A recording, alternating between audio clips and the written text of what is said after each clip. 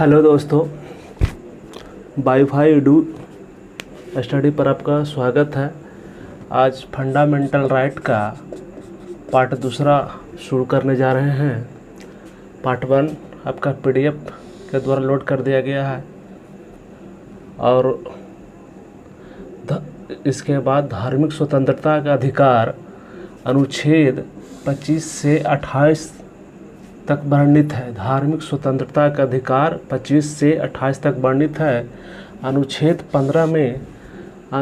15 में अंतःकरण की स्वतंत्रता, धर्म के अबाध रूप से मानने, आचरण करने तथा प्रचार करने की स्वतंत्रता। देखिए अनुच्छेद 25 प्रचार, प से प्रचार, प से 25, ये आपका याद करने का थोड़ा सा बेसिक कंसेप्ट बता रहे हैं कि अंतःकरण की स्वतंत्रता, धर्म के अबाध रूप से मानने, आचरण करने। अगर आप पहले किसी धर्म को आचरण कीजिएगा तभी तो प्रचार कीजिएगा, तो प्रचार किससे कीजिएगा? था अनुच्छेद 25 में। नेक्स्ट अनुच्छेद 26 धार्मिक कार्यों की प्रबंध की स्वतंत्रता तथा अभिवृद्धि के लिए समुदाय की स्वतंत्रता। आप जब आचरण कीजिएगा किसी भी धर्म को, धार्मिक स्वतंत्रता का, तो आचरण कीजिएगा तो प्रचार कीजिएगा 25 में, तो उस धर्म के धार्मिक कार्य करने के लिए भी धन की आवश्यकता होती है। उसके लिए धार्मिक कार्य प्रबंधन की आवश्यकता होती है। तो अब कैसे इसकी मैनेजमेंट किया जाए, ये अनुच्छेद 26 में है। अनुच्छेद 26 में वर्णित है। अनुच्छेद 27 में इसके लिए धार्मिक अभिवृद्धि के लिए कर समुदाय की स्वतंत्रता, इसमें निश्चित नहीं किया गया है, लेकिन कुछ अपवाद ऐसे भी हैं। कुछ अनुच्छेद 27 में इसमें टैक्स है, कर्म टैक्स है।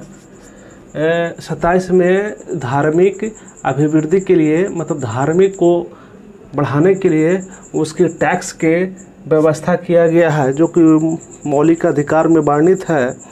लेकिन परंतु किसी विशेष उद्देश्य से उस धर्म से संबंधित हो, उसके लिए शुल्क वसूला जा सकता है। जैसे तीर्थ यात्रा व हज यात्रा की सुविधा प्रदान करने के लिए शुल्क वसूलना, ये 27 में आप टैक्स है, तो टैक्स ज़्यादा दीजिएगा तो क्या ज़्यादा सताइएगा, टैक्स ज़्यादा लगेगा तो अब क्या हो, आप अपने आप में सताना होना। याद करने का थोड़ा सा हम कंसेप्ट बता रहे हैं कि अगर पूछ दिया गया कि धार्मिक अभिवृद्धि में अगर टैक्स की व्यवस्था की गई है तो अनुच्छेद 27 में। अब अनुच्छेद 28 में राज्य द्वारा पूर्ण संचालित शिक्षण में किसी भी प्रकार का धार्मिक शिक्षा नहीं दी जा सकती है।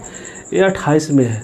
ये 28 में ऐसा वर्णित है कि राज्य के द्वारा कोई भी किसी भी स्कूल संचालित शिक्षण संस्थान में धार्मिक शिक्षा नहीं दिया जा सकता है। लेकिन कुछ अपवाद भी है कि किसी ट्रस्ट के द्वारा स्थापित शैक्षणिक संस्थान में धार्मिक शिक्षा दी जा सकती है। अगर कोई ट्रस्ट हो, ट्रस्ट में अगर अल्पसंख्यक का हो या बहुसंख्यक का ट्रस्ट हो, उसमें धार्मिक शिक्षा देने का प्रावधान किया गया है। अनुच्छेद 29 में, अनुच्छेद 29 से 30 में 29 संस्कृति एवं शिक्षा संबंधी अधिकार है। अनुच्छेद 29 से 30 में संस्कृति एवं शिक्षा संबंधी अधिकार है। अनुच्छेद 29 में अल्पसंख्यक वर्गों के हितों का संरक्षण, अल्पसंख्यक वर्गों के हितों का संरक्षण जो व्याख्या किया गया है वो 29 में है। अल्पसंख्यक वर्गों का संरक्षण, हितों का संरक्षण अनुच्छेद 29 में किया गया है। वर्तमान में 6 समुदाय को अल्पसंख्यक वर्ग घोषित किया गया है। एग्ज़ाम में पूछा गया है कि हमारे देश में कितने समुदाय हैं जो अल्पसंख्यक समुदाय से हैं। मुस्लिम, जैन, बौद्ध, फारसी, ईसाई, सिख, ये 6 जो समुदाय हैं हमारे देश में, वो अल्पसंख्यक वर्ग में आते हैं। 29A में वर्णित है नागरिकों को किन्हीं वर्गों के अपनी भाषा, लिपि, संस्कृति के संरक्षण का अधिकार। अगर कोई भी अल्पसंख्यक नागरिक है वो अपनी भाषा, अपनी लिपि, संस्कृति के संरक्षण का अधिकार है, उसको सुरक्षा करने का अधिकार है। ये फंडामेंटल राइट में इसका वर्णित किया गया है। अनुच्छेद 30 शिक्षण संस्थाओं की स्थापना तथा प्रशासन करने का अल्पसंख्यकों का अधिकार है। अनुच्छेद में है कि आप किसी भी भारत के सभी अल्पसंख्यक अपने रुचि की शैक्षणिक संस्थाओं की स्थापना एवं उसके प्रबंधन करने का अधिकार 30A में है। अनुच्छेद 32 संवैधानिक उपचारों का अधिकार। ये बहुत इम्पोर्टेंट आर्टिकल्स है फंडामेंटल राइट्स में। ये बहुत क्वेश्चन इसमें राइज हुआ है, पूछा भी गया है कि संवैधानिक उपचारों का अधिकार किस अनुच्छेद में वर्णित है। तो 32 में उपचार वर्णित है। और अनुच्छेद 32 को B.R. अम्बेडकर संविधान की हृदय एवं आत्मा कहे थे। इस तरह प्रश्न पूछा जाता है कि B.R. अम्बेडकर ने किस संवैधानिक उपचार का अधिकार को संविधान की हृदय एवं आत्मा कहा है। तो अनुच्छेद 32 में ऐसा पूछा जाता है। अनुच्छेद 32 के तहत ही फंडामेंटल राइट को उच्चतम न्यायालय में आवेदन करने का अधिकार है। देखिए, फंडामेंटल मौलिक अधिकार को उच्चतम न्यायालय में आवेदन कर अधिकार है आपका अनुच्छेद 32 में। लेकिन 226 में हाई कोर्ट में इसका वर्णित किया गया है कि आप वहाँ पर 226 के तहत, अनुच्छेद 226 के तहत हाई कोर्ट में आप न्यायालय में क्या कर सकते हैं, आवेदन कर सकते हैं। किसी भी तरह का न्यायालय में ऐसा प्रावधान है। सुप्रीम कोर्ट द्वारा 5 प्रकार का रिट जारी किया गया। पहला बंदी प्रत्यक्षीकरण, जो कि अनुच्छेद 32 के तहत है। व्यक्ति को सशरीर उपस्थित होना और उसको बताना होगा कि एक न्यायालय के तहत बंदी पर उसके विरोध नहीं, जिन्हें न्यायालय दंडित कर चुका है, उनके विरोध नहीं, जो निवारक नज़रबंदी में बंद है। यह सरकार एवं व्यक्ति दोनों को विरोध जारी किया जा सकता है। इसे व्यक्तिगत स्वतंत्रता का रिट कहा जाता है। व्यक्तिगत स्वतंत्रता का रिट जो है आपको बंदी प्रत्यक्षीकरण में वर्णित है। बंदी प्रत्यक्षीकरण में उस व्यक्ति को की प्रार्थना पर जारी किया जाता है जो समझता है कि उसे अवैध रूप से बंदी बनाया गया हो। उसके द्वारा न्यायालय बंदीकरण करने वाले अधिकारी को आदेश देता है कि वह बंदी बनाए गए व्यक्ति को निश्चित स्थान और निश्चित समय के अंदर उपस्थित करे, जिससे न्यायालय बंदी बनाए जाने के कारणों पर विचार कर सके। ये आपका बंदी प्रत्यक्षीकरण में। दूसरा परमादेश, जब कोई पदाधिकारी अपने सार्वजनिक कर्तव्यों का निर्वहन नहीं करता है, उसे कोर्ट के तहत, हाई कोर्ट या सुप्रीम कोर्ट के तहत उसे परमादेश जारी किया जाता है। और लेकिन एक नोट में है कि राष्ट्रपति उपराष्ट्रपति के विरोध ये जो है परमादेश जारी नहीं किया जा सकता है। अधिकार पृच्छ, कोई सार्वजनिक पद पर बैठा व्यक्ति अवैध रूप से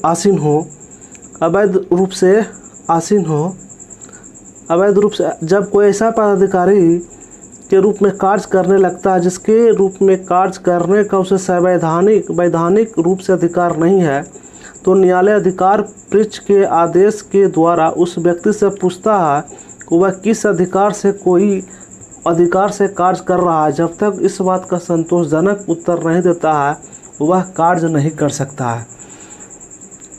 मतलब कि अगर एक कोई क्लर्क आदमी है और कोई अधिकारी रैंक का काम करे, वो कोर्ट के तहत ही पूछा जाता है कि आप किसके तहत आप ये काम कर रहे हैं।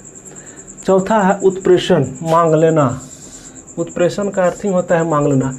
सुप्रीम कोर्ट किसी निचली अदालत से किसी मामले की सुनवाई मांग सकता है।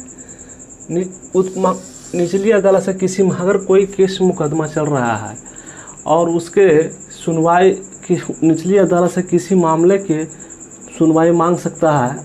और पांचवा है प्रतिषेध, मना कर देना। सुप्रीम कोर्ट निचली अदालत को किसी मामले में सुनवाई से मना कर सकता है। चौथा था मांग लेना, किसी निचली अदालत से किसी मामले का सुनवाई मांग सकता है। और पाँचवा है प्रतिषेध, मना कर देना, सुप्रीम कोर्ट निचली न्यायपालिका को मतलब निचली अदालत को किसी मामले में सुनवाई करने से मना कर सकता है कि ये आपका जो है अधिकार क्षेत्र से बाहर है, आप उसको सुनवाई नहीं कर सकते हैं। और मौलिक अधिकार में संशोधन कुछ किया गया है जो इस प्रकार है, गोरखनाथ बनाम पंजाब राज्य, जो कि 1967 में किया गया है। संविधान के किसी भी भाग में संशोधन कर सकता है जिसमें अनुच्छेद 368 एवं फंडामेंटल राइट मौलिक अधिकार शामिल किया गया था। एक गोरखनाथ पंजाब राज्य, लेकिन एक इसी का विरोध में सुप्रीम कोर्ट ने गोरखनाथ बनाम पंजाब राज्य 1967 में किया गया है, जो फंडामेंटल राइट में संशोधन पर रोक लगा दी है। प्रथम बार में तो वह उसने संविधान के किसी भी भाग में संशोधन कर सकता है, लेकिन सुप्रीम कोर्ट गोरखनाथ बनाम पंजाब राज्य में फंडामेंटल राइट को संशोधन पर रोक लगा दी है। और दूसरा है केशवानंद भारती बनाम केरल राज्य से पूछा गया है प्रश्न है, केशवानंद भारती बनाम केरल राज्य किस वर्ग संशोधित किया गया है मौलिक अधिकार में? तो ये 1973 में संविधान के किसी भाग को संशोधन कर सकती है, परंतु मूलभूत ढांचे को परिवर्तन नहीं कर सकती है। किसी भी भाग को संशोधन तो कर सकती है, लेकिन जो मूलभूत जो ढांचा है जो पहले से बना है उसमें परिवर्तन नहीं कर सकते। मिनर्वा मिल्स बनाम भारत संघ 1980, ये कब संशोधन किया गया है मौलिक संशोधन? तो भारत संघ 1980। संविधान के आधारभूत लक्षणों की रक्षा करने का अधिकार है न्यायालय को है। न्यायालय इस आधार पर किसी भी संशोधन का पुनरावलोकन कर सकता है। ये है मिनर्वा मिल्स बनाम। तो आप फिर से एक बार आप देख लीजिए कि धार्मिक स्वतंत्रता का अधिकार अनुच्छेद 25 से 28 में है। 25 में क्या कीजिएगा? आचरण कीजिएगा तभी तब प्रचार कीजिएगा। फिर 26 है धार्मिक कार्यों के प्रबंधन, प्रचार कीजिएगा तो उसका प्रबंधन मैनेजमेंट कीजिएगा, किसको? धर्म का, धार्मिक कार्य को। और 27 में क्या? जब मैनेजमेंट कीजिएगा तो उसके लिए टैक्स की आवश्यकता होगा, पैसे की आवश्यकता होगा, लेकिन उसको टैक्स करने की स्वतंत्रता नहीं है। लेकिन कुछ ऐसे अपवाद हैं कि तीर्थकर या हज यात्रा में क्या कर सकती है सरकार? टैक्स भी लगा सकती है 27 में। 28 में क्या है? राज्य द्वारा पूर्णतः संचालित शिक्षण में किसी भी प्रकार का धार्मिक शिक्षा नहीं दी जा सकती है। लेकिन 28 में है कि राज्य स्तर कोई भी अपने विद्यालय, विश्वविद्यालय और शिक्षण संस्थान हो, किसी प्रकार का धार्मिक शिक्षा, किसी भी धर्म का धार्मिक शिक्षा नहीं दिया जाएगा। लेकिन ट्रस्ट में, अगर कोई ट्रस्ट है, हिंदू है, मुस्लिम है, सिख का ट्रस्ट है, उसमें धार्मिक शिक्षा दिया जा सकता है। अनुच्छेद 29 में अल्पसंख्यक वर्गों के हितों का संरक्षण करना, जो वर्तमान में 6 समुदाय हैं, मुस्लिम, जैन, बौद्ध, फारसी, ईसाई, सिख हैं। 29 में नागरिकों को किन्हीं वर्गों को अपनी भाषा, लिपि, संस्कृति का संरक्षण का अधिकार है। 29-30 में शिक्षण संस्थाओं का स्थापना, प्रशासन करना तथा अल्पसंख्यकों का अधिकार है। 32 में संवैधानिक उपचारों का अधिकार है। और इसी के 226 के तहत हाईकोर्ट में हाईकोर्ट में आवेदन करने का अधिकार है। और अनुच्छेद 32 के तहत ही फंडामेंटल राइट को उच्चतम न्यायालय को आवेदन करने का अधिकार है। इसके पास सुप्रीम कोर्ट द्वारा 5 प्रकार का रेट जारी किया सकता है। बंदी प्रत्यक्षकरण, परमादेश, अधिकार परीक्षा है, उत्प्रेषण है, प्रतिषेध है, अमौलिक अधिकार का संशोधन है, गोरखनाथ बनाम पंजाब राज्य। दूसरा है केशवानंद भारती बनाम केरल राज्य। तीसरा है मिनर्वा मिल्स बनाम भारत संघ। और चौथा है सुप्रीम कोर्ट ने गोरखनाथ बनाम पंजाब राज्य 1967।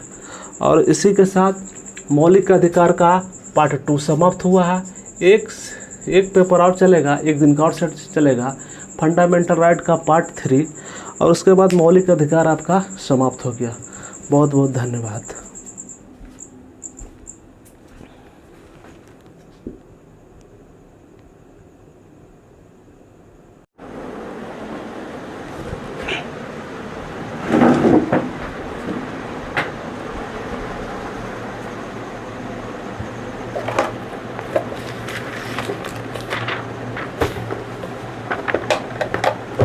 हेलो दोस्तों, वाईफाई डुबा स्टडी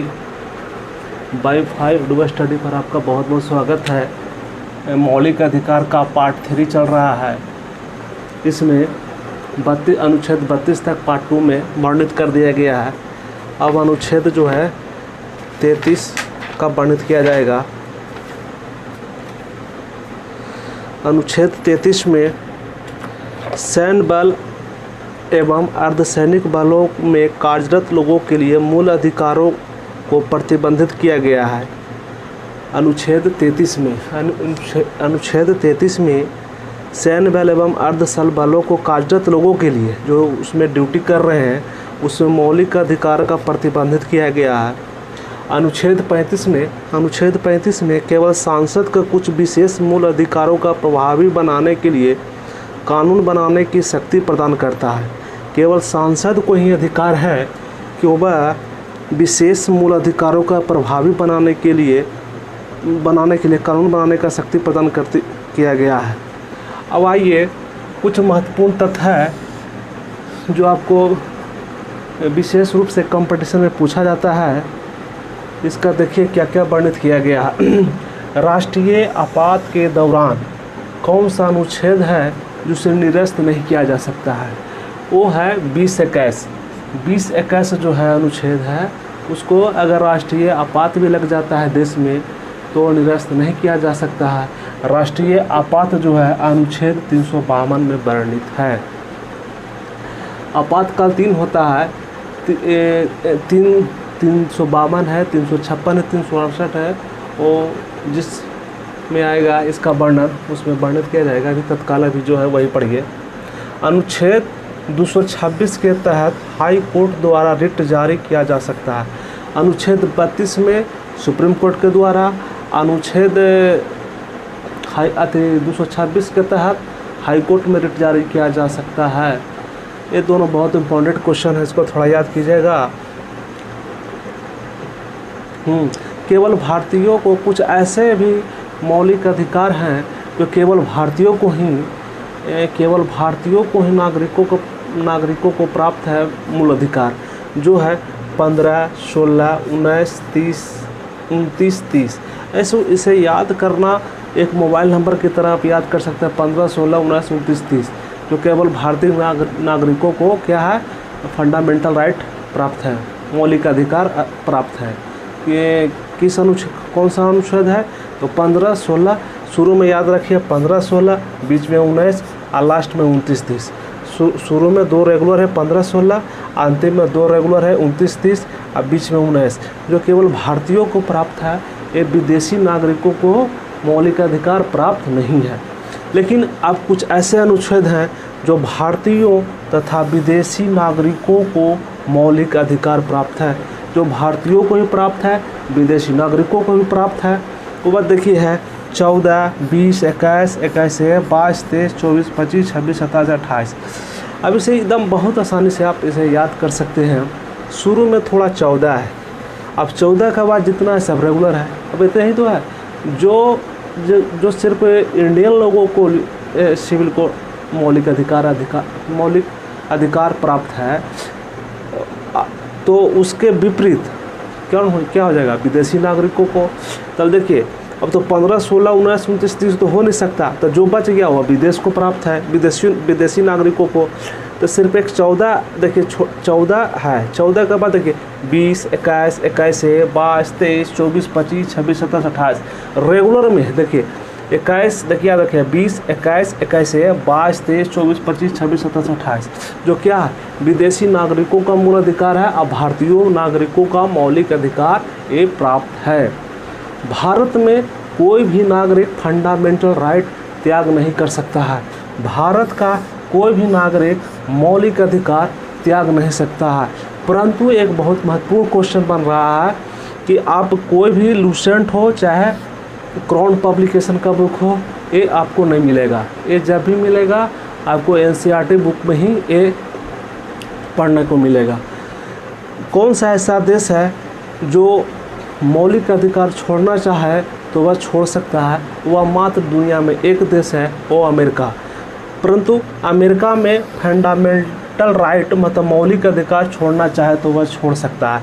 वो वहाँ पर आपके व्यक्तिगत नागरिक पर निर्भर करता है, इंडिविजुअल रूप से, कि वहाँ अमेरिका के लोग अगर मौलिक अधिकार छोड़ना चाहे तो छोड़ सकता है। परंतु लेकिन भारत में कोई भी नागरिक अगर चाह कर भी मौलिक अधिकार छोड़ नहीं सकता है। फंडामेंटल राइट हनन होने पर सुप्रीम कोर्ट 226 के तहत तथा सुप्रीम कोर्ट अनुच्छेद 32 के तहत अपील की जा सकती है। एक क्वेश्चन बार बार बहुत रिपीट होता है और रिपीट होने के कारण भी है कि बहुत महत्वपूर्ण क्वेश्चन है, ये बार बार एग्जाम में पूछा भी गया है। पूछ देगा कि हाई कोर्ट किस अनुच्छेद के तहत अपील की जा सकती है, मौलिक अधिकार के विरुद्ध में अपील की जा सकती है तो अनुच्छेद 226, और सुप्रीम कोर्ट में किस अनुच्छेद के तहत मौलिक अधिकार के विरुद्ध अगर हनन हो रहा है तो वहाँ अपील किया जा सकता है कौन, तो अनुच्छेद 32 के तहत। कुछ देखिए यहाँ पर क्वेश्चन है जो आपका इम्पोर्टेंट क्वेश्चन बनता है, जो कि बार बार परीक्षा में इस तरह का क्वेश्चन पूछ दिया भी जाता है। तो अब देखिएगा समता का अधिकार, समता का अधिकार 14 से 18 में वर्णित है। समता का अधिकार, समानता, समानता, इक्वालिटी 4(8)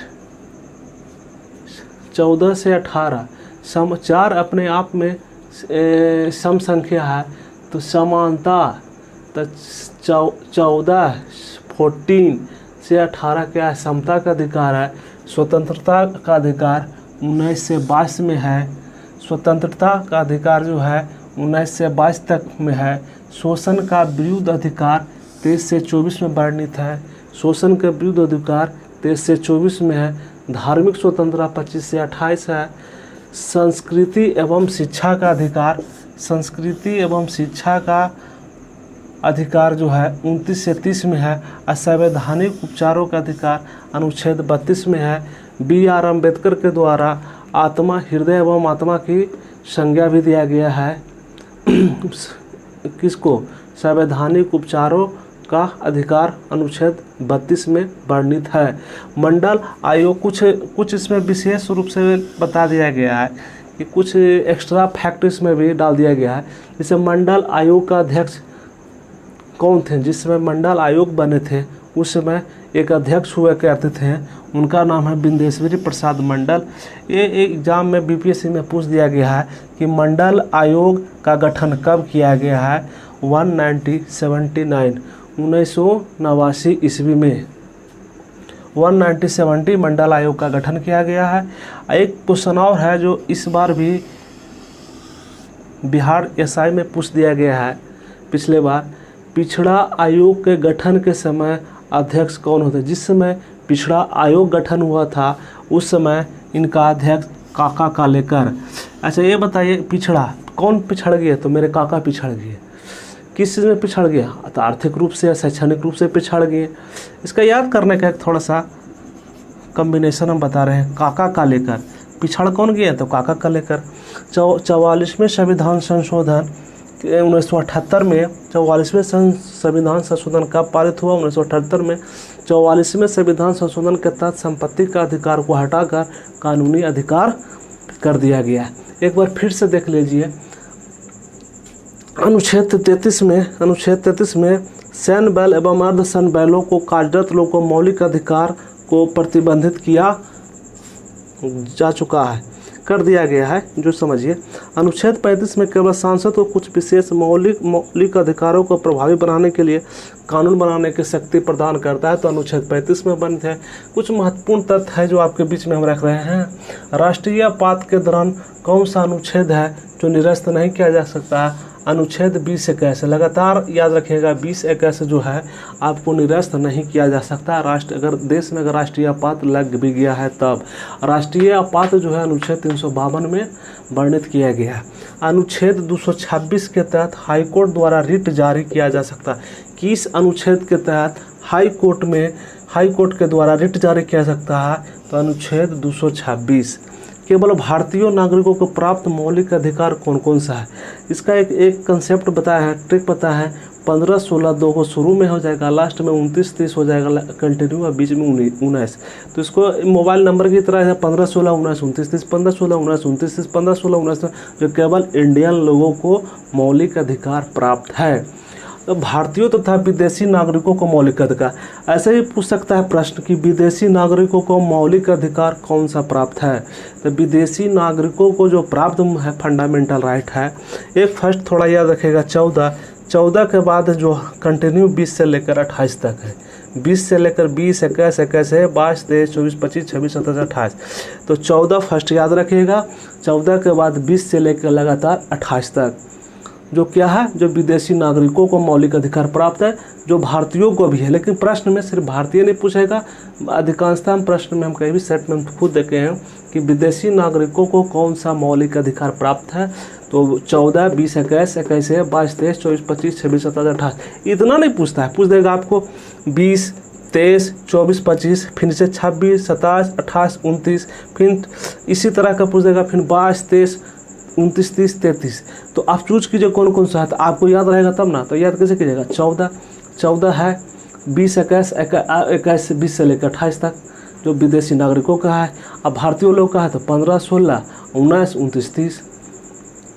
यहाँ 1 बढ़ रहा है, इसमें 3 बढ़ रहा है, फिर इसमें 10 बढ़ रहा है, फिर इधर 3 बढ़ रहा है। तो आप ऐसे कीजिए 15, 16 एक बढ़ रहा है, 29, 30 एक बढ़ रहा है, बीच में 19 एक है। भारत का कोई भी नागरिक फंडामेंटल राइट त्याग नहीं कर सकता। अगर मौलिक अधिकार भारतीय लोग को प्राप्त है तो वह त्याग नहीं कर सकता है। लेकिन परंतु अमेरिका में फंडामेंटल राइट छोड़ना चाहे तो वह छोड़ सकता है। अमेरिका में ऐसा प्रावधान है कि मौलिक अधिकार छोड़ना चाहे तो वह छोड़ सकता है।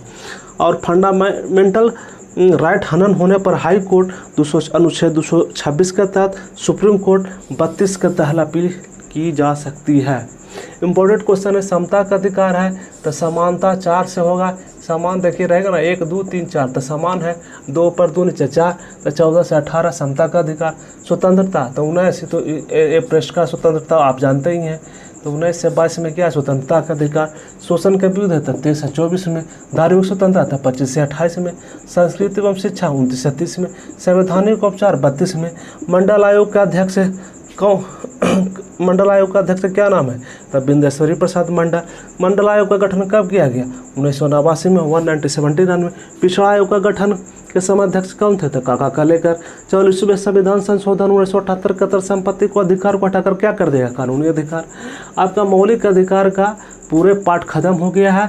अब नेक्स्ट चैप्टर मौलिक कर्तव्य चलेगा, या तो कॉन्स्टिट्यूशनल संविधान के बारे में, विशेषज्ञ के बारे में बताया जाएगा। आप वाईफाई एडू स्टडी पर आप तैयारी करते रहिए। आपको ए से लेकर जेड तक रीजनिंग का क्लास करवाया जाएगा। जीके जीएस का होगा, इंग्लिश का भी होगा, मैथ का भी होगा। सारा विषय का कंसेप्ट आपके साथ मौजूद रहेगा। बहुत बहुत धन्यवाद। वाईफाई एडू स्टडी पर आपका बहुत बहुत धन्यवाद।